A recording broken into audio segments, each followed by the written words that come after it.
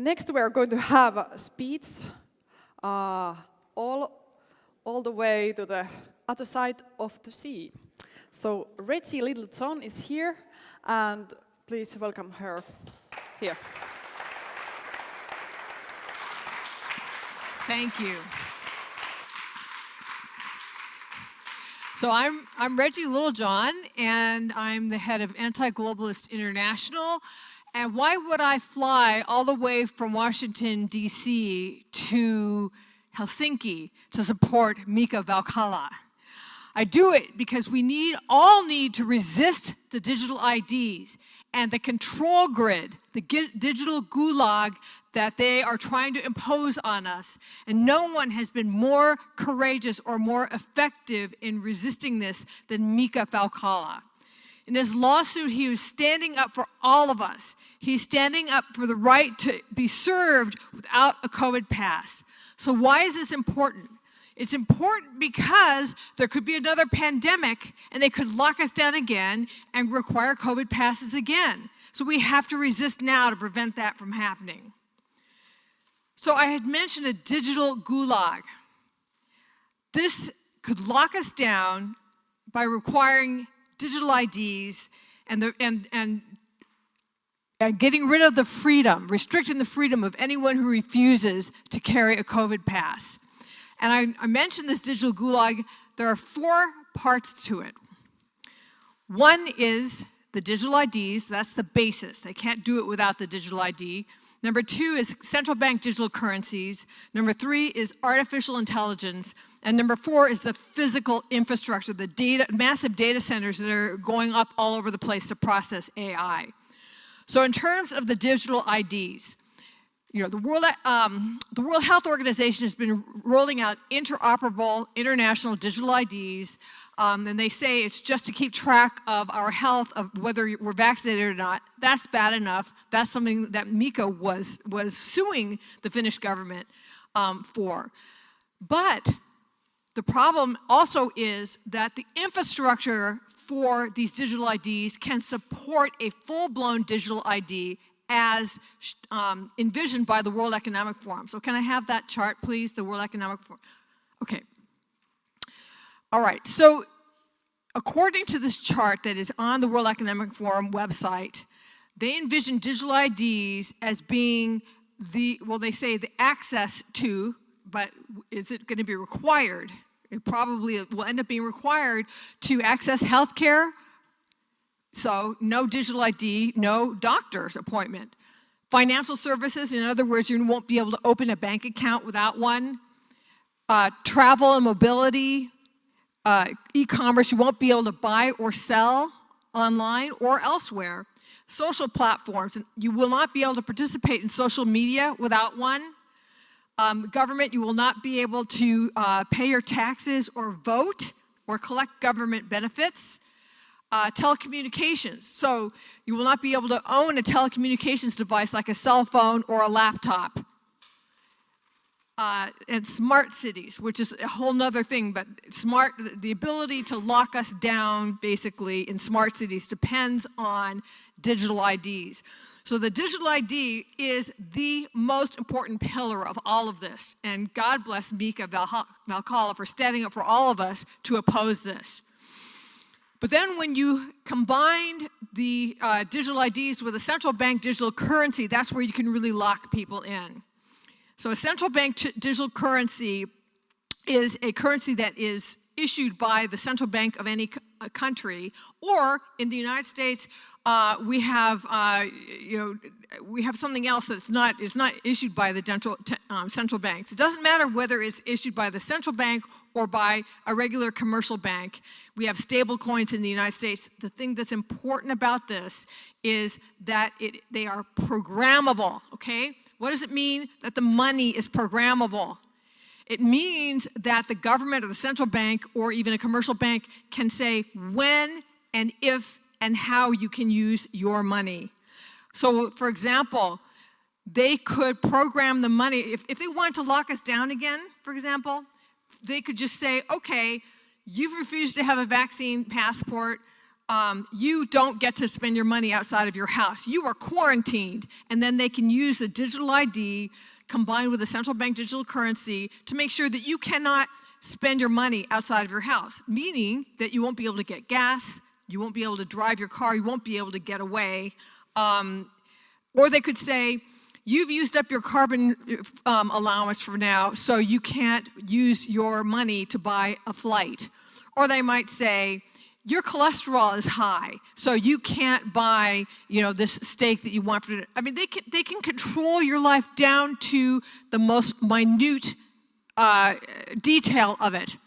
This is an absolute control grid, and I say that this is the death of dissent, because it's like the China social credit system.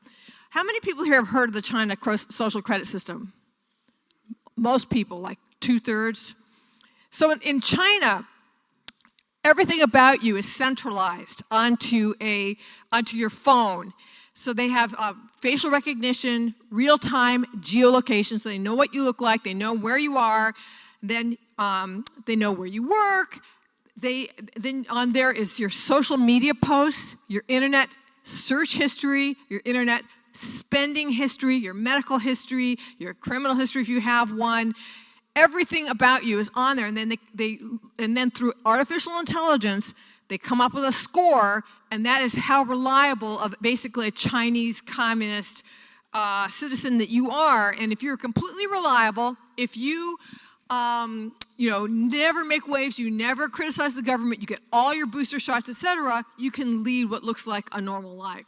But if you criticize the government or refuse to do something like get a shot, then your score will go down, and there are punishments. First level of punishment, you might lose your job. Second level of punishment, they might cut you off from your credit cards and your bank accounts. And if you think that can't happen in the West, it already did happen in Canada when the truckers had they had a protest against vaccine mandates, and they cut off the truckers and their supporters from their money. All right. And so you put those together, and you have an absolute control grid that you cannot dissent, because as soon as you dissent, they will just shut you off. Then the third pillar of this chair is artificial intelligence, because how are they going to figure all this out? They're going to figure it out through artificial intelligence.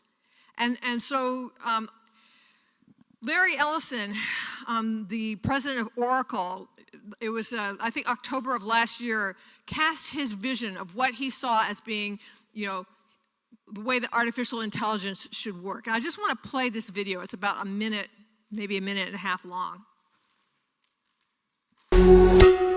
Oracle co-founder Larry Ellison predicts AI surveillance will be part of our everyday lives in the future. During a recent Oracle Q&A, Ellison said AI will soon play a major role in monitoring society through a vast network of interconnected cameras, including security systems, police body cams, and vehicle dash cams. Everyone would see it. Your body cams will be transmitting that. The police will be on their best behavior, because we're constantly recording, watching and recording everything that's going on. Citizens will be on their best behavior, because we're constantly recording and reporting everything that's going on. Ellison's vision is for AI to analyze data from this network of cameras in real time in an attempt to prevent crime, while also tracking and influencing public behavior for a safer society. However, the idea raises serious privacy concerns. Critics argue it could lead to a surveillance state with constant monitoring infringing on personal privacy rights, while others say it could help solve crimes faster and provide transparency to citizens in cases of excessive force from law enforcement. We're going to have supervision. In other words, every police officer is going to be supervised at all times. Ellison's proposal highlights a growing trend among tech giants to harness AI for societal influence, which may significantly reshape our lives in the coming years. For more unbiased updates from all over the world, download the Straight Arrow News app or visit san.com. So this is the vision, that through AI, all of us would be wearing body cams. So every single thing we say, every single thing that we do is going to be uploaded into AI to keep us safer. But what it's also going to do, as I said, is crush dissent. Because as soon as we start saying things that whoever's in power doesn't like, that's going to be it. And by the way, another part of that interview, Larry Ellison said that it would stop mall shootings because they can send in drones quicker than humans. You know, that the AI will pick up if there's a disturbance going on, and then the drones will come in. Well, you know, what about this meeting here? What about what I'm saying here? If Larry Ellison had his way, there'd be drones right here in my face right now. You know, is this what we want? This is the death of dissent. And we are standing at a crossroads where if we do not resist, that this is going to be our future. There will be no freedom. And I said there are 4 legs to this chair. The last one is the physical infrastructure. In other words, these massive data centers that are going up all over the United States and Europe, because it requires these massive data centers in order to process all of this artificial intelligence. So, you know, there are different ways to resist. One way to resist is what Mika did, which is, you know, resisting the digital IDs and suing them, okay, for what they did. And then to resist central bank digital currencies, we need to continue to use cash. To resist AI, you know, AI needs to be regulated. It can't just be run rampant, you know, whatever J.D. Vance says, sorry. But and then the physical infrastructure. There's actually some really good resistance in the United States going up to these massive data centers because they are energy hogs. They hog the environment. They hog energy. They hog water. They're just, you know, something that you can oppose on environmental grounds or on energy grounds. They're going to be raising everybody's electrical bills. So there are many ways to resist. Everybody has to find their way, you know. You can't do everything, but you can do something. So, we are living in a globalist coup, effectuated by wealthy and powerful international elites determined, in my opinion, to enslave humanity to their own benefit. Once this digital gulag is in place, there will be no dissent, because as soon as you voice a dissenting opinion, you could be shut down, canceled, and paralyzed by being cut off from your finances. We all need to resist, and we all need to support those who have given everything to lead the resistance. Please support the hero, Mika Dalkala. Thank you.